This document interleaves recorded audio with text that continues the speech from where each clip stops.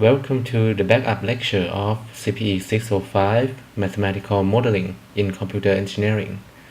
My name is Prom-on. I am the instructor of this course. Today we will cover the lecture 3, Modeling Continuous Changes, which is the continuation of our last lecture on the modeling of discrete change. Let's begin. In this lecture, we will still adopt the same steps in modeling process, starting from building up assumptions from surrounding environment, and then express the assumptions in terms of mathematical model by formulating the models based on the selected strategies. Then we can solve the models using a specific approach depending on the models that used for that particular problems, and obtain the solutions of the model. With the solutions, we can then display the prediction of the response of the model and make the necessary conclusion from of the assumptions that we made earlier.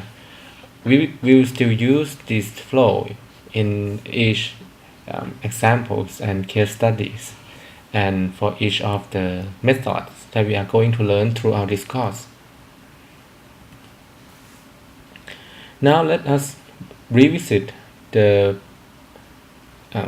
same case as in the last time, of the problem of population growth. This is similar to the last lecture, but the difference would be that now we will formulate the model based on the differential equation instead of using observation and then making the conjecture. So the method that we are going to use here would be a traditional differential equation approach. Let's first formulate the problem. The population growth problem is aiming to predict the population at a certain time point. So suppose that we know a certain initial condition P0, which is the population at the time T0, and we are interested in predicting the population P at the future time T equal T1, which in other words meaning that we are going to find the function Pt, which can be used to predict the population of any times that is also satisfying Pt0 equal P0. Doing so involves the understanding of birth rate and death rate. Birth rate and death rates control the growth, the rate of population growth. Birth rates influence the introduction of the new members to the population, while death rate involved with the decaying of the number of population or the reduction of the number of population. If we are talking about the real population, then birth rate is influenced by something like the infant mortality rate, which is something like the limiting number that when it is higher than the more member we introduce to the population, the attitude toward and the availability of the contraceptives, these are all involved with the introduction of the new members. And if the systems involved with something different from the actual population, for example, if it is something like the intersection, then the birth rate would involve with the rate of car, something that related to the rate of the car going to that intersection, while death rate would be not something actually about the death, but the reduction of the car from that intersection. So it would be like the traffic flow out of the intersection. If we are talking about the actual population, then the death rate is affected by something that involves with the death of the populations, like wars, epidemics, sanitations, public health, and other things. We can now then formulate the population models, which is based on the same assumption that we made last time. That is, the change depends on the change of the current size of the population. and we can write it as a mathematical statement that is dp by dt is direct proportional to the current size of population p, or dp by dt equal kp, where k here is an arbitrary positive constant, indicating if positive, the birth rate, if negative, the death rate. Now we can then solve this equation by rearranging this equation such that p would become this denominator and dt would be on the other side, and integrating 1 over p dp equals ln p, and integrating the constant you would get something like kt, and plus c, which is some arbitrary constant from integration. C can then be determined from the initial condition P0 at time t equals 0. So if we substitute P0 and T0 into this equation, we would have the value of C, because in this equation, actually if you look at the value here, K would be already known from the start. Then once we know P0 and T0, then we would know the value of C. So here C equal ln P0 minus KT0.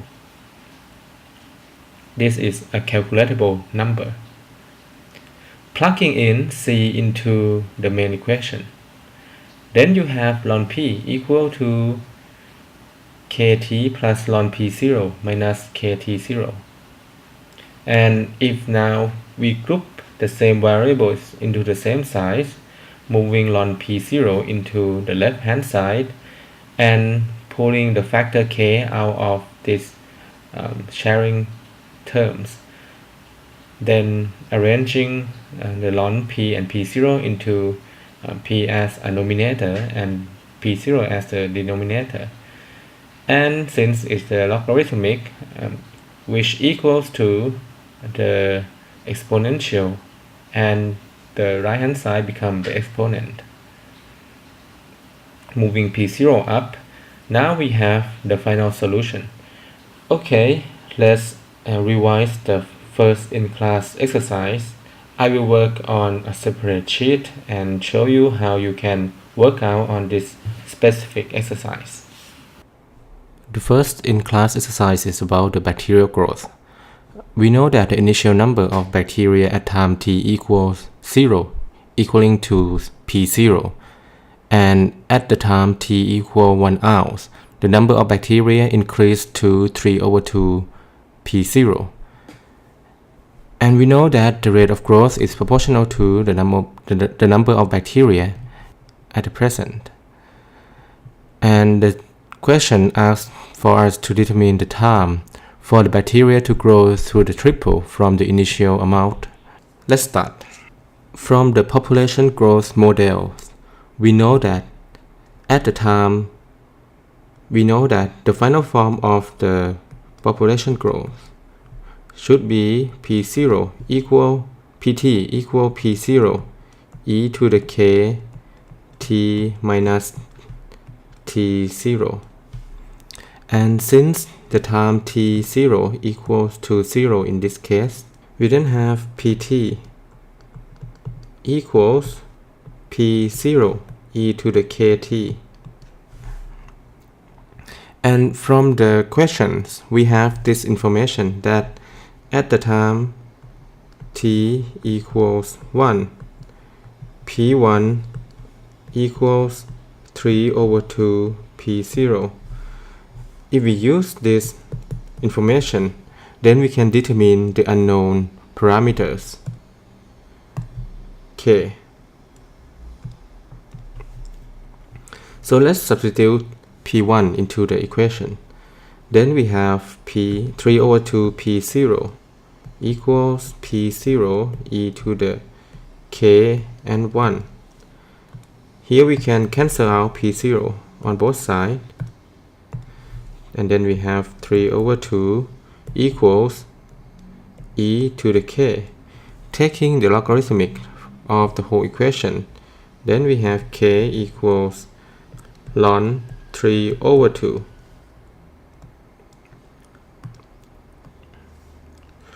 We can then substitute the value of k into the value of k here. Knowing the value of k, we can then write the final form of the solution, which is pt equals p0 e to the ln 3 over 2 t. And the question asks for us to find tx, where ptx is the triple of the initial amount. Then we can then substitute these two information into the equation and get this p0 equal 3p0 equal p0 e to the ln 3 over 2 tx. Then cancelling this out and taking the logarithmic of the whole equation, we have ln 3 over 2 tx equaling to ln 3, meaning that tx is ln 3 over ln 3 over 2 equaling to 2.71. This indicates that in order for the bacteria to grow into the triple amount of the initial bacteria, it requires 2.71 ounce in order to reaching that point. In the last exercise, the population can grow without bound, which is unrealistic. So if we now introduce the rate control such that the population will have a certain limiting resource, when it grows to a certain values, then it reach that limiting resource, that limiting point. So if pt now, which denote the size of the population at time t, and in the previous example we have this model dp by dt equal kp. If we move p here into the left hand side, we would have 1 over p equal 1 over p multiplied by dp by dt equal k. And if we look at this k indicating the limiting function, the function that control the resource of that available to the population. So in the real life, the resources are limited, so k can be expected to decrease as the population increase. That means k must be some decaying function that decreased once the population increased. And that function has to rely on the number of p, not the time dependent. That means 1 over p dp by dt have to equal some function fp.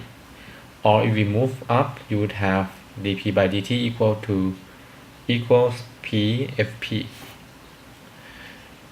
This type of differential equation is called density dependent hypothesis equation.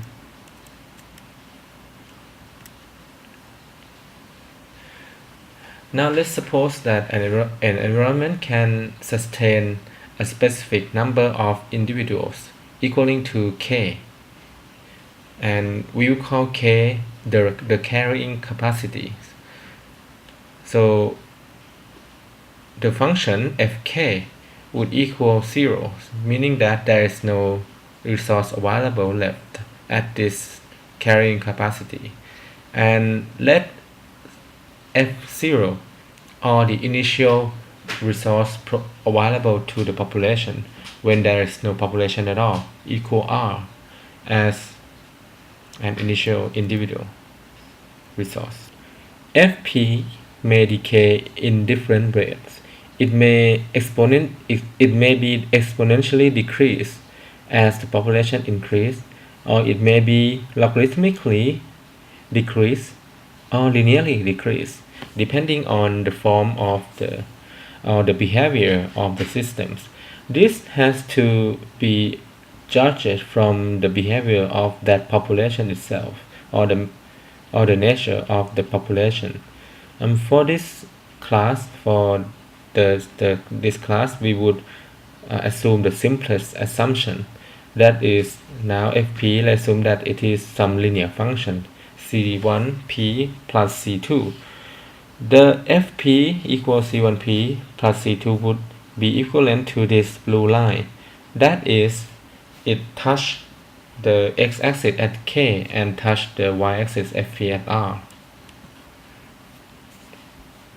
And then we would have the 2 points as constraints, F0 equal R and Fk equals 0.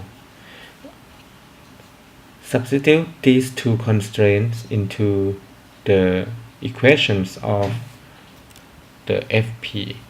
We would have R, the initial, this one, R equals C1, 0 plus C2, making C2 equals R, and 0, which is from this constraint, equals C1K plus C2.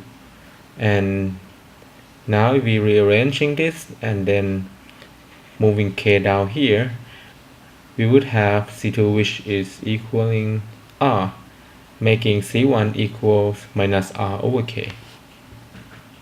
So the function Fp, if it is a linear function, would take a form of R minus R over K P.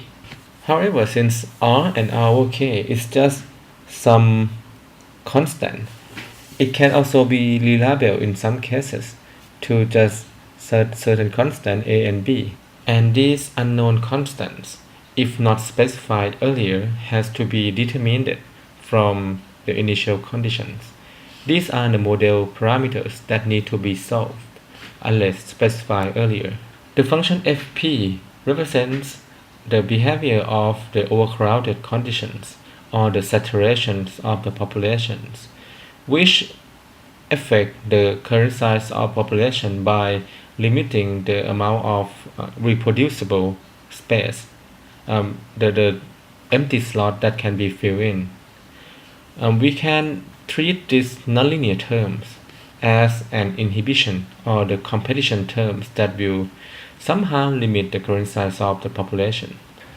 To solve the model, we can do it by using differential equation technique. Since the right-hand side terms, these nonlinear terms, involved with P for both of these, we need to move this down to this side, to the left-hand side, as the denominator of the left-hand side.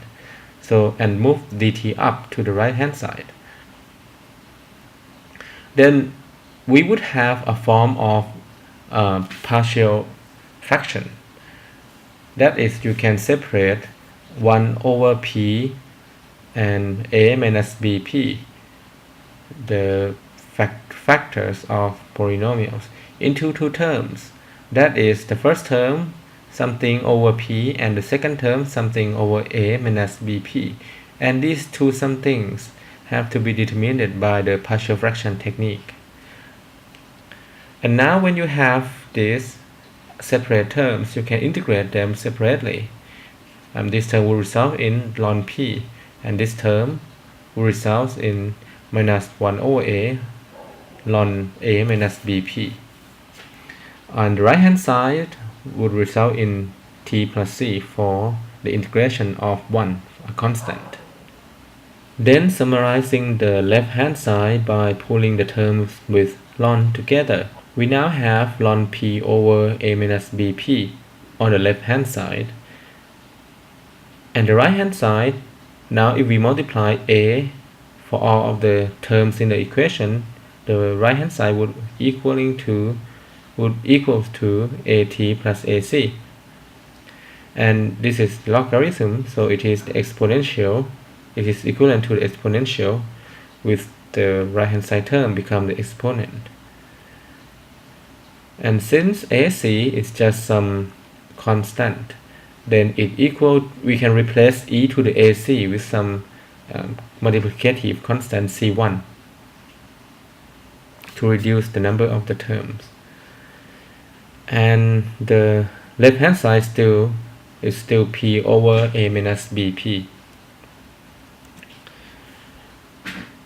We can then further multiply this term up. The reason is that we want to put P into the same level, not the numerator and the denominator, And now we have already eliminated the ln part. So what we need to do is only to multiply this up here and then distribute this term inside the parentheses and moving the term involved with p to the left hand side, pulling the factor p out, and then moving the terms on the left hand side down here to the denominator of the right hand side. Then we would have this final form, that is pt equal ac1 over bc1 plus e to the minus at. We can then determine the values of parameters from the initial condition. Usually we would already know the value of a and b from the start, because these are the numbers that indicate the limiting resources. So the only unknown parameter would be c1. To determine c1, we can substitute this initial condition p0 equals p0, p at the time 0 equal p0, and p0 must not equal a over b. The reason is that because this point would be the equilibrium point. So the left hand side here is p0 and the right hand side would be the same equation as in this, with the t equals 0, which e to the minus 0 equals 1. And then what we need, the variable that we want to summarize will be c1. So multiplying this up and then arranging the equation such that the terms with c1 will be on the same side, pulling c1 out and then move the rest as the denominator, we would have this final result, that is c1 equal p0 over a minus b p0.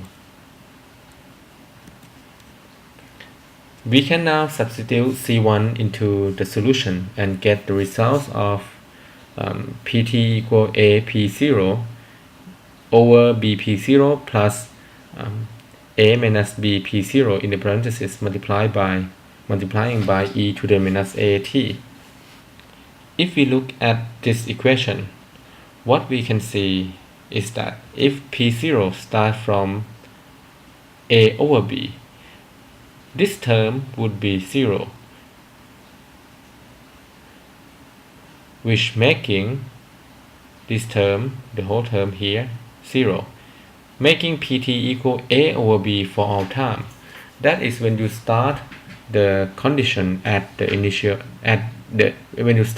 condition at the value of a over b, the equilibrium.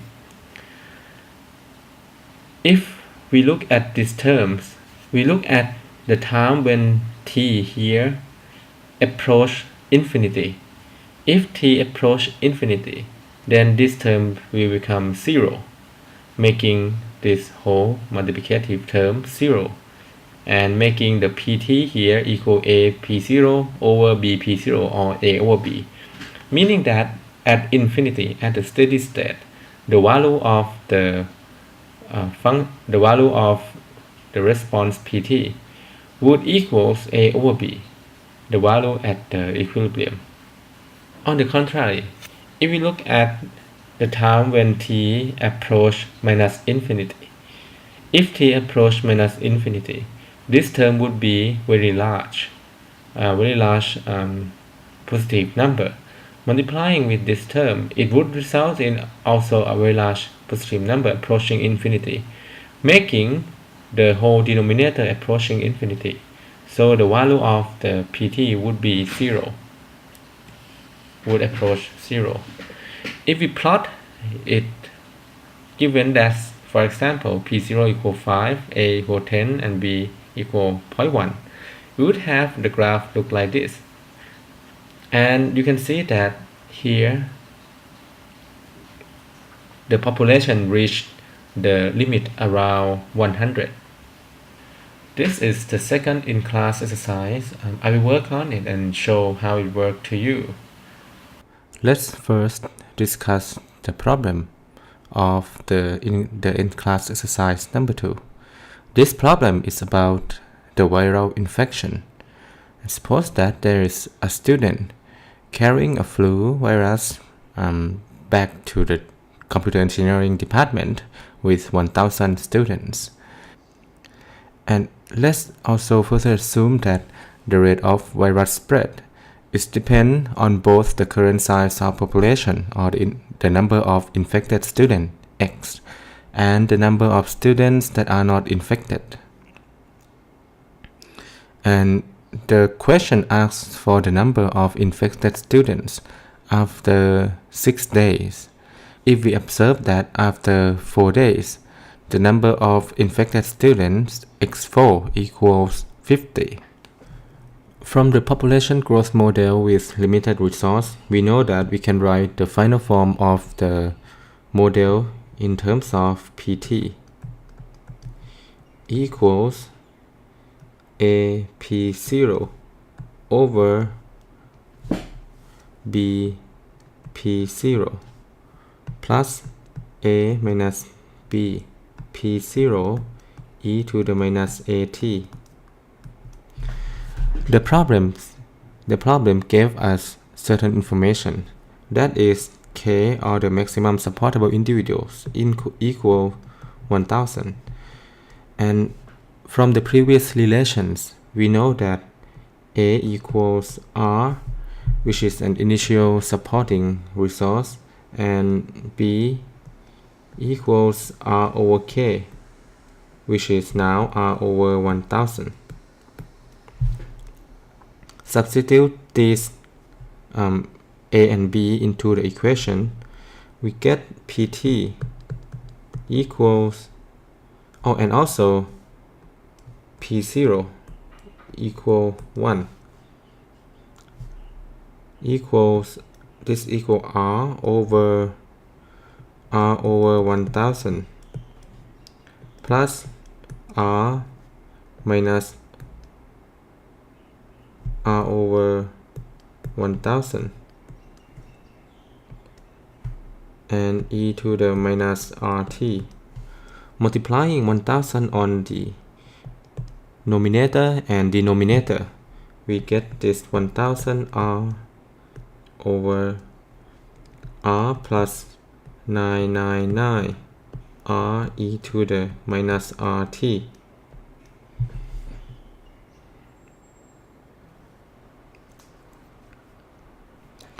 You can see that both numerator and denominator share R in as the factors. We can then factor them out, and then we will get 1,000 over 1 plus 999 e to the minus RT.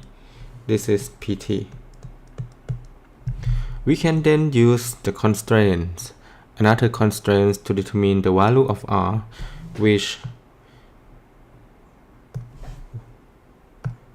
we have P4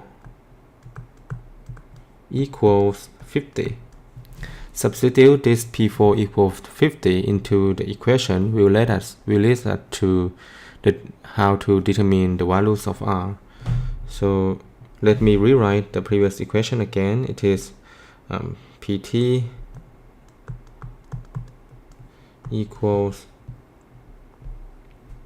1,000 over 1 plus 999 e to the minus RT. This will be 50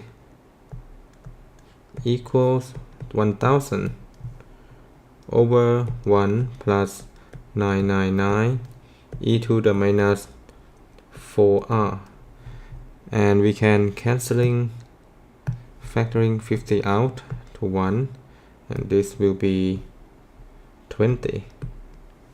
Multiplying the denominator up, you get 1 plus 999 e to the minus 4R equals 20. So e to the minus 4R would equals 19 over 999. So 4R minus 4R would equal ln 19 over 999, and R is minus 1 over 4 ln 19 over 999 equaling to 0.99.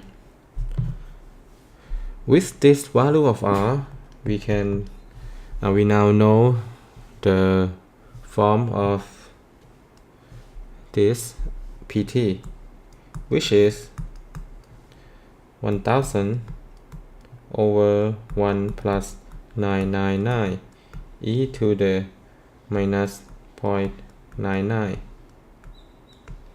t.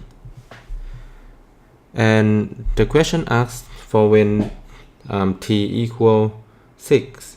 So this is P6, which is 1000 over 1 plus 999 e to the minus 0.99 and 6. This P6 equals 275.53. This answer indicates that there will be at least 275 infected students after 6 hours. Now let's consider the equation x squared equal t plus 1. If you take the derivative of this equation, you would get 2x dx by dt equal 1.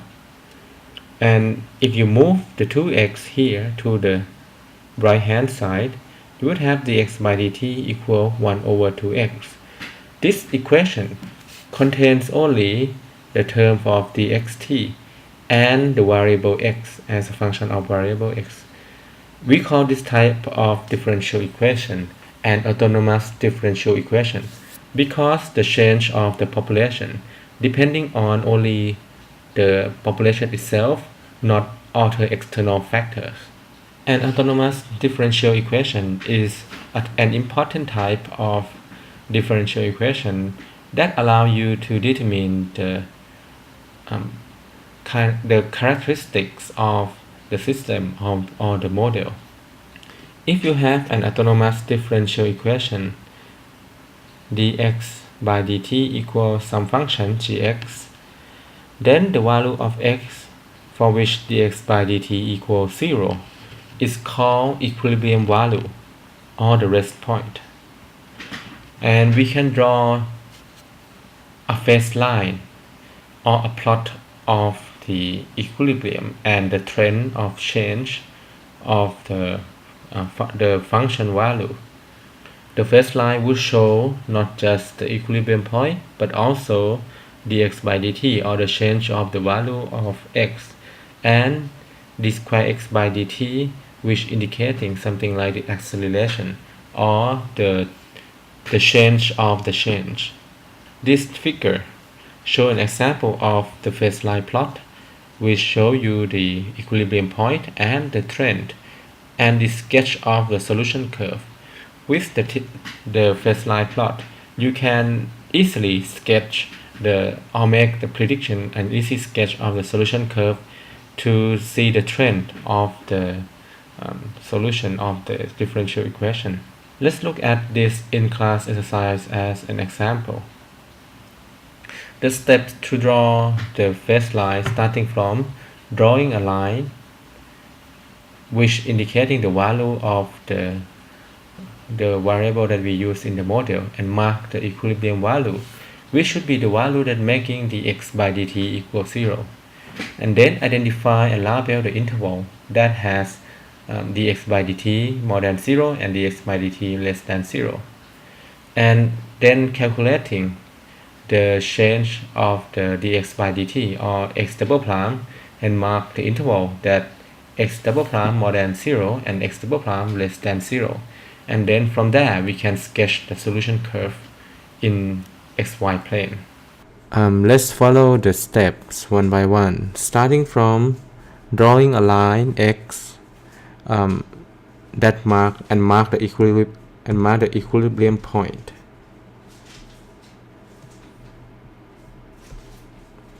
This is the line of the x value, and mark the equilibrium point at x equal -1 and x equals 2. And then identify and labels the interval where x prime or the dx by dt is more than 0 and where the x by dt is less than 0. We can look at it on these three intervals. In the first interval is the interval that x more than 2. So when x is more than 2, let's say, suppose that x equals 3. This will make the dx by dt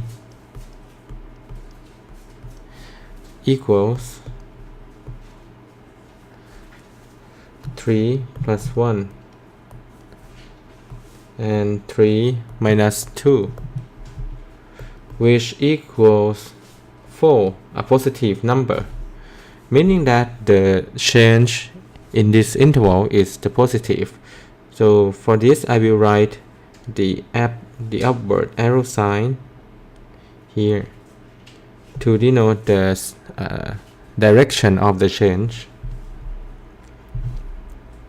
When x is between 2 and minus 1, let's say suppose that x equals 0.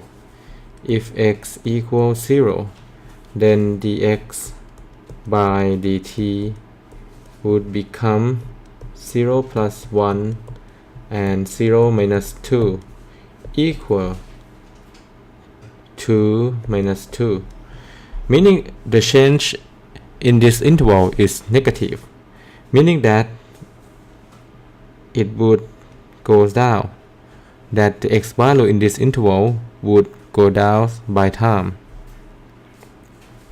And in the lowest intervals, x equals, let's say, minus 2, lower than minus 1, then dx by dt would equals 2 minus 2 plus 1 times minus 2 minus 2.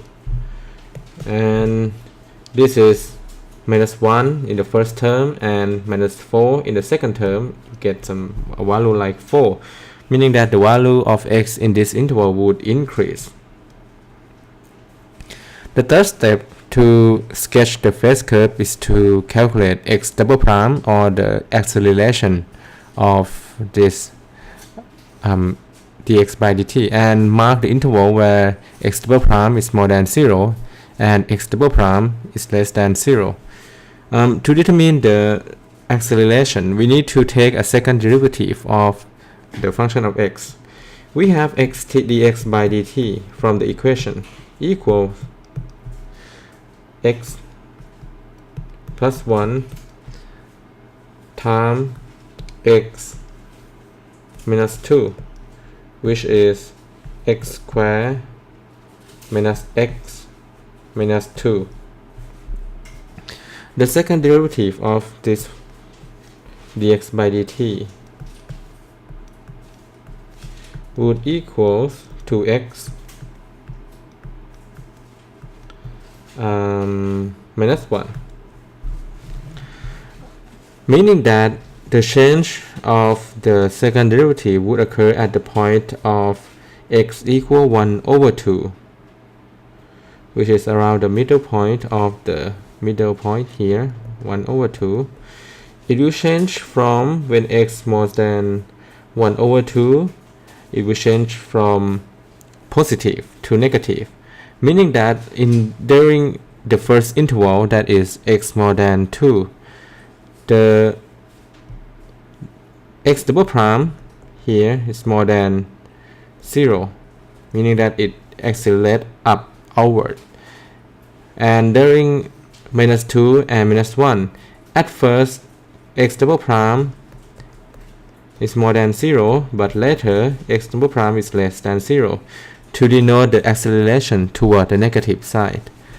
And x double prime in the last interval is less than 0, meaning that it decelerates the velocity toward the value of minus 1.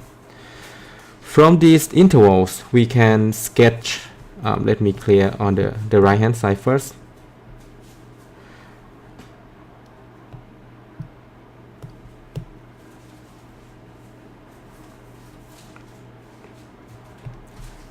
We can sketch the solution curve by drawing the parallel x line, and here value at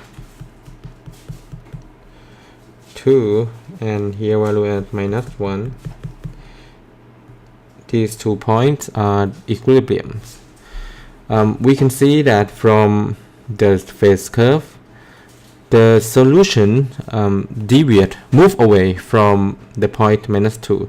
So if it start up higher than 2, the initial value, then it would goes up and grow without bound, because the change would always increase according to the acceleration. When we look at the interval between 2 and -1, at first the change is on the opposite side of the direction. The acceleration is on the opposite side of the change, and later it becomes the same size of the change and approaching the next equilibrium value. So the change of x in this period would be something like this, and for the last one it would be something like this. That is, no matter where you start lower than -1, it will always approach the value of -1. As shown in the last examples, there are different types of equilibriums. The equilibrium can be stable if the solution converges to that point. We call this type of an equilibrium an attractor. Or an equilibrium can be unstable, such that solutions will move away from that point. Such an equilibrium is called a repeller. So the solution that started will never reach this type of equilibrium, but will always be attracted into this equilibrium. If we think about astronomy, you can think of the stable equilibrium of something like the black hole, that anything would be drawn into the black hole, while the unstable equilibrium that repelling everything out would be something like the white hole.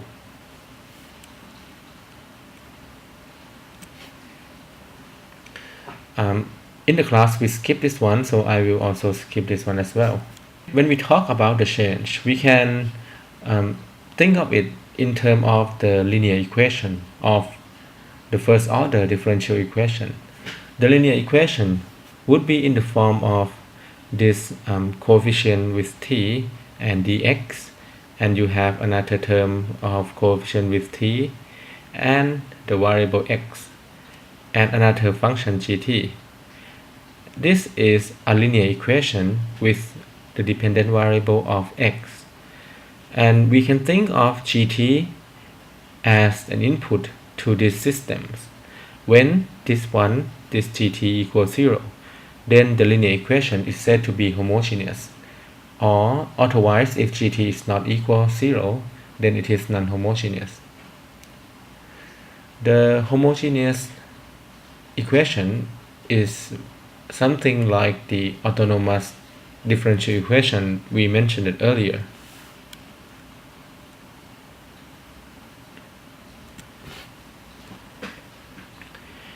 If gt is not equaling to 0, then we need to use a specific differential equation technique to solve for differential equation. There are actually many types of ways that you can use to solve this type of differential equations. The technique that I use in this course would be called something like assuming the answers first, and then you're solving for the coefficients. We do that by first we need to think of the solution. Let's look at this. xt, the complete solution, as consisting of the general solution, or the solution that reflect the characteristics of the models of the process that we are focusing on, and xp, the particular solution, or the forced response, which is the kind of the response or the output of the system that affect these variables based on the specific input. So by dividing the solution into two terms, we can then determine each of these separately. by first assuming that gt equals 0 and then solve for just the form of the general solution xct, and then assume that the solution xp, the form of the solution xp is the same form as gt, and then substitute xp into the differential equation to identify the values of the xp. Then combine them all and solve for the initial conditions to determine the values of coefficients. I will show you how this works in this exercise. Note that in this exercise, we know the value of r and k to be some arbitrary positive constants. So don't panic when we later on have these many terms r and k. R represents the constant injection rate of the drug. This is the model of drug dissemination in the bloodstream. And K represents the decaying rate of the drug in the bloodstream, which represented by this Kx, meaning that it is the decaying rate depending on the remaining amount of the drug in the bloodstream. And the function x3 describes the concentration of the drug in the bloodstream at time t.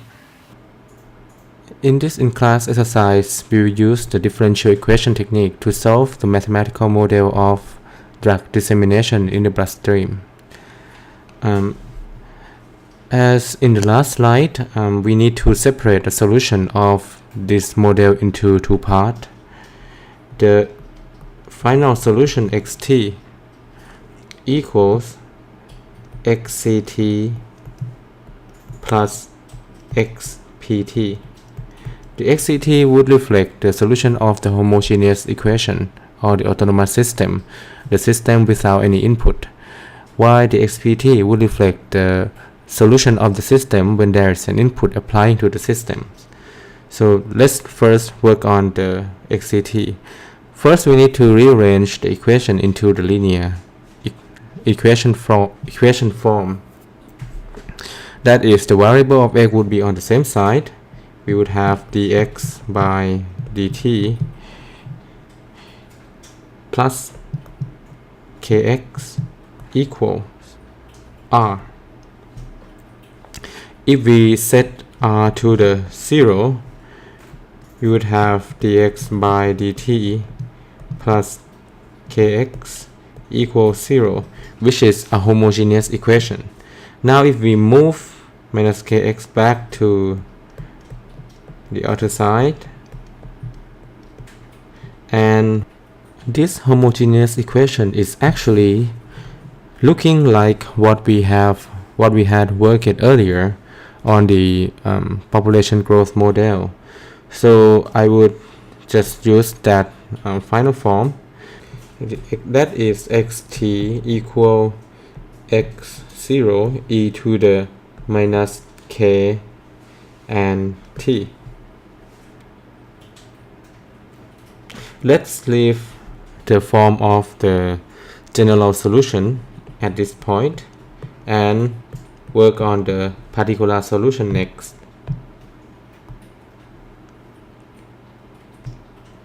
For the particular solution, we have to assume that the form of the particular solution would be in the same form of the function gt, which in this case, if you look at the linear equation, the gt is actually only a constant.